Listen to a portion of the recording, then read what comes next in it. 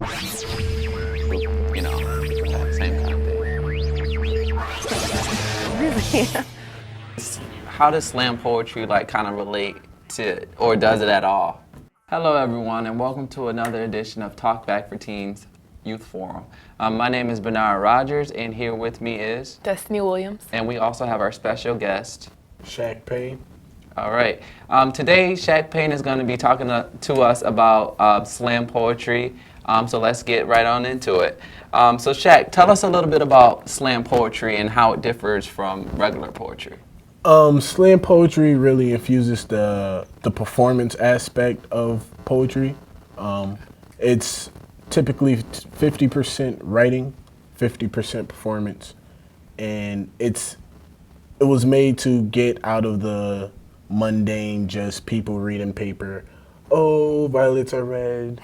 This is blue. Mm-hmm. You know, kind of to have the emotion that a poet has. Lipstick grin scrawled across your face to be captivated in the performance. Okay. So is the slam before the poetry kind of like signifying that you want it to be something that's like huge, something that's groundbreaking, something different from, like you said, the norm? Yeah. The slam is to really have it in your face. When you think of slam, you think of something that's hard, something that's forceful.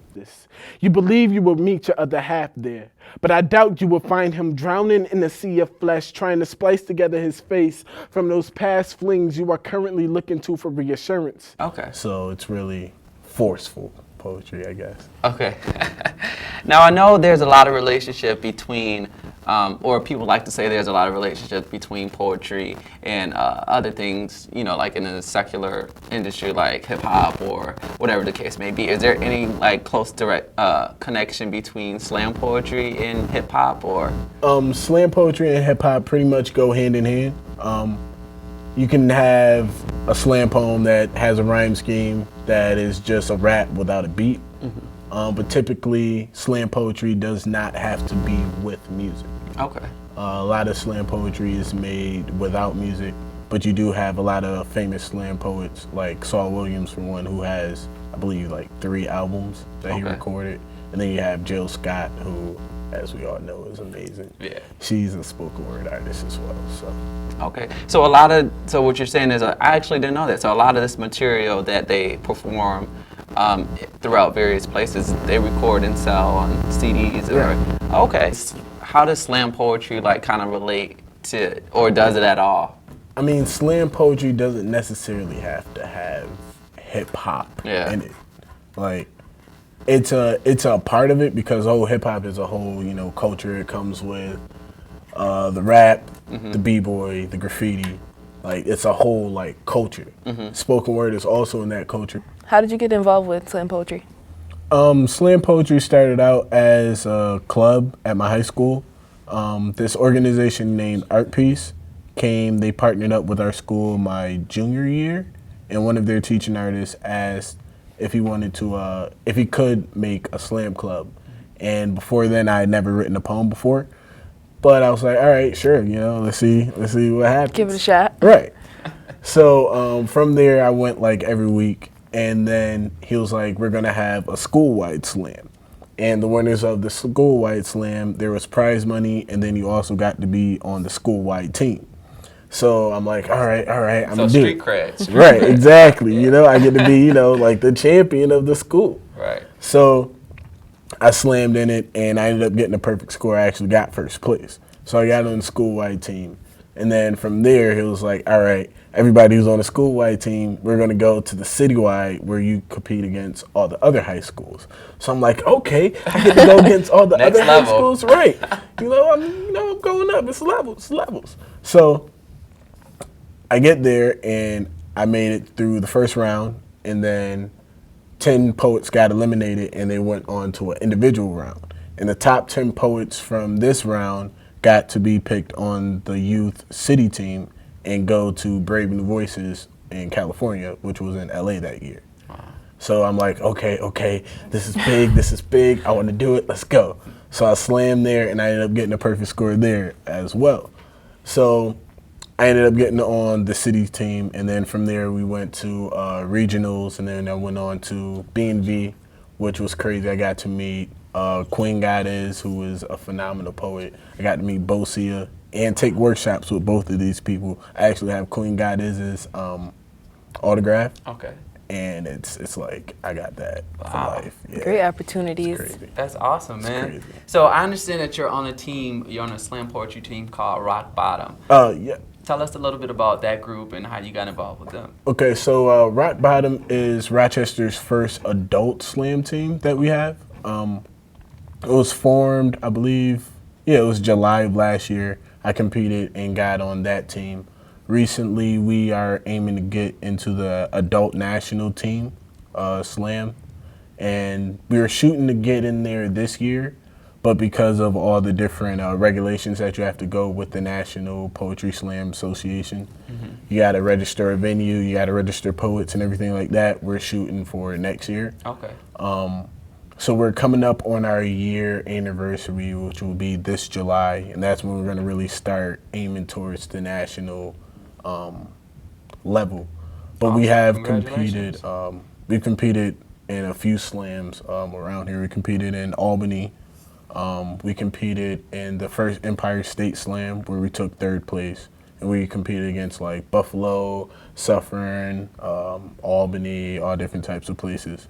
And then we went to Burlington, Ontario, January 4th, and competed in the QEW International Slam, and we took third there, where we beat like all of Canada's poets except for one team. So we're gonna have to call you guys the Rock Bottom Trailblazers. You guys are Yeah. just going right on through Yeah, everybody. we're trying. Really good, really good. So tell me, what is preparation for a show, or what does prep time look like? How do you, throughout a normal week, a normal month, how do you guys prepare for shows or anything? Me personally, I prep 24/7. I'm pretty much doing it all the time. If I'm in the shower, I'm like, all right, I'm not doing anything. I'm going to go over a poem in my head to make sure that I have it memorized. At school, if my teacher is a little bit, I already know what she's talking about, I'll start free writing in my journal. I try and write every single day because, like, any talent, the more you do it, the better you're going to get. So I really focus on it all the time. Showtime, it's important for me to meditate, usually before I perform. I don't do like no Yeah. I just I go into like my little zone and just focus on what I got to do, kind of like envisioning. You heard like NBA people before they take a shot, they envision it going in. Kind of do the same thing. I know a lot of the poems that you write are for you.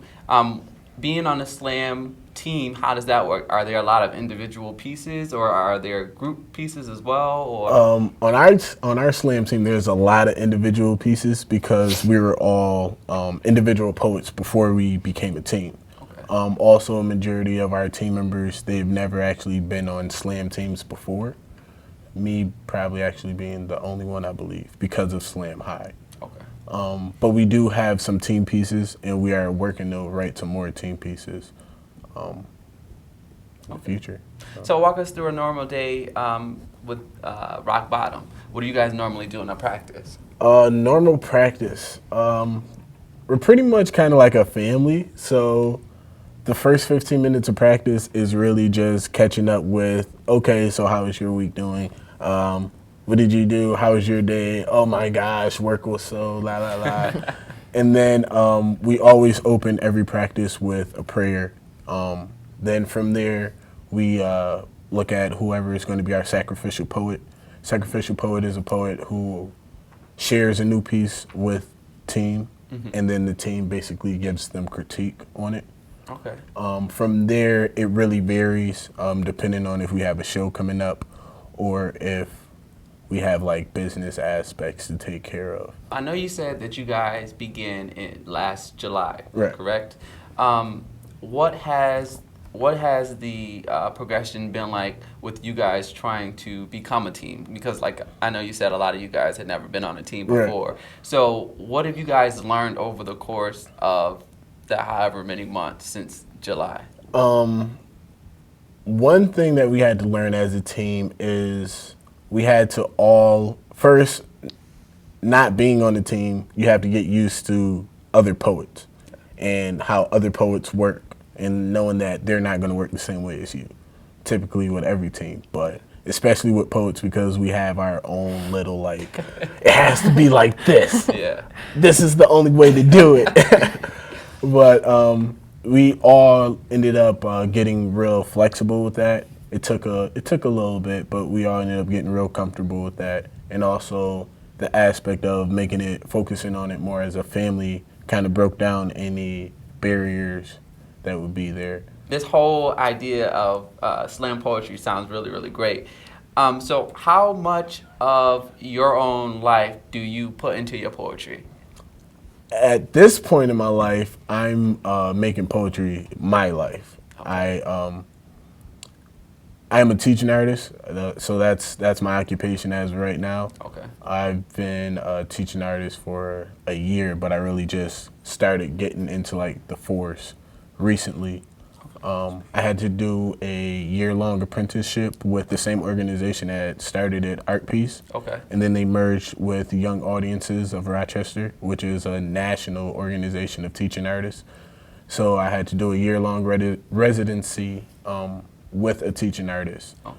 And then from there, they put me on the roster, and now I'm actually doing jobs. So tomorrow at 10 o'clock, I'll be working the whole day at the charter school, actually down the street, teaching in 9th grade English class. Okay. And then after that, I go and I teach at Campbell Street. So I'm pretty much making it my life now in some type of way, because Awesome. that's what I want to do, travel, Yeah. do workshops, you know. Traveling is great, man. It's awesome. Now, there's a lot of people who, don't have jobs that they love or really enjoy, and would kill to have a job that they actually love, and enjoy. So what is it like for you to be able to take something that you love or something that, like you said, you didn't know really that much about, but you came to love it so much, and be able to share that with a whole bunch of different groups of people, children? What is that like for you? It was hard at first. I mean, especially since I'm only 20, so I'm kind of really on like the beginning of independent life. So I'm like, yeah, Mom, I'm going to quit my job, and then I'm going to become a teaching artist and be an entrepreneur at 20 when I have to pay car insurance and electricity and, all that stuff. And she's like, okay, we'll see how this goes. She's like, I mean, you haven't failed yet, so we're going to give it a shot. Also, the thing about it is I had to work to get to the point that I am now, like a long time, because I'm being young. You have the stigma of you don't have enough experience in your art form to Totally understand teach. you. So, I mean, like I said, when I do something, I submerge myself in it. So when I got into slam poetry, I've been doing slam poetry. I watch people, I analyze people, I critique people, I write about people, I write poetry. Okay. So like I submerge myself in it. And at 19, when I was like, I want to be a teaching artist, the person told me, well, you have to do a residency. I'm like, well, I mean, do I really need to do a residency? I've been on the slam team for 2 years. I know what I'm doing. She's like, no, you gotta do a residency. You have to take a lesson planning class, professional development classes, and all this. And I don't know if that was like to like deter me because I was younger or whatever, but I was like, all right, let's do it. What do I gotta do? Anything it takes. I'm getting there. Exactly. So I did my residency, and then I got hired at School Without Walls, and I was working with them during their slam segment. So after that, the results from that were good. So the CEO started seeing me, and she was like, okay, you actually know what you're doing. And then I performed at the office a few times, and she saw it. So this coming year, being that slam is getting very, very popular and very high demanded, they're like, all right, we're going to give you some more residencies by yourself. So I'm like, all right. So teens out there, you hear hard work pays off. It's right here for you. Yes, it does. It's right here for you. So I want to make sure that we don't forget to talk about your group some more, Rock Bottom. Do they have anything coming up that our teens out there can, go and see or check you guys out? Well, first, I do want to say that Rock Bottom is founded by Lou Highsmith. She is she is a staple in Rochester right now. She's the wife of Jimmy Highsmith. He's a very respected saxophone player around the city. She is a very, very good poet. And she is the person who saw the envision of Rock Bottom and made it happen. So I'm thankful to her for allowing me that chance to get on the team, and it's been amazing. We do monthly shows at Tajay's on 139 State Street, where we have a feature. We started featuring people as well as our team performing. Then we have an open mic at the end of the night and everything like that. Next month we're going to Albany. We're competing in the Word Fest Slam. That's April 18th and the 19th. And last night we just talked about actually hosting our own slam that we're going to open up to the city, and that should be taking place the first Friday in May. So those are really the big things that we have. But we do have if people want to hire us for private shows and stuff like that, they can email us, contact us at rockbottomslamteam@gmail.com. Or like us on Facebook at Rock Bottom Slam Team. Okay. Now, you're also teaching slam poetry through the Art Piece group? They merge. It's young audiences. Okay, yeah. So if our young viewers wanted to get into slam poetry or wanted to learn more about it, they can go to their local community center actually and ask for it. Currently, I'm only teaching at Campbell Street. Okay. I got a few jobs over the summer. I'll be teaching at the David Gant Community Center, as well as the Flint Street Community Center. Okay. So anybody in there, they're welcome to come as well. I really teach all over the places. I started a group at Fisher a few months ago that is going well as well. So I got a Fisher community of students that I'm teaching.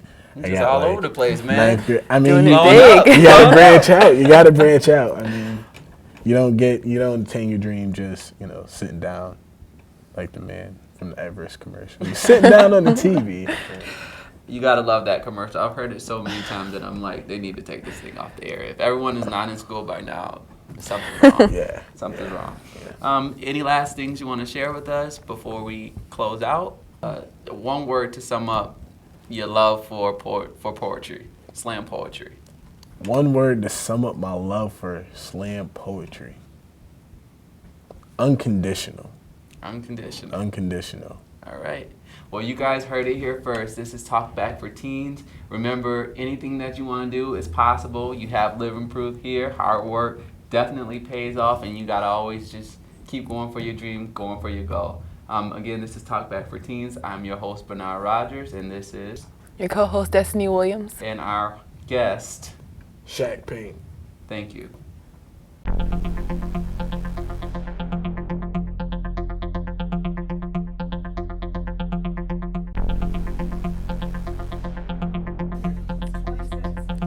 Okay.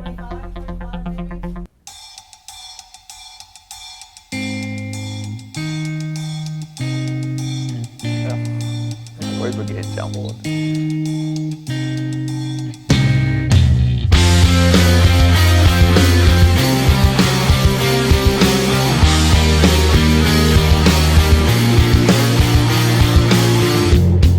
Science won't save you, 'cause my mama hates you. Really? It wasn't too lately, it wouldn't have fazed me.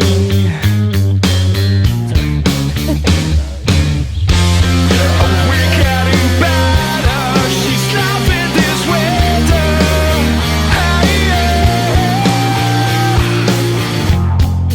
I don't regret you, I just don't get you. The ugliest man in the world. lights up a flame for a girl, but he doesn't know what to do. The most beautiful girl in the world. I love you, but you torture me. Hammerhead, he's so busy. For you, I would leave it all. I love you, but you're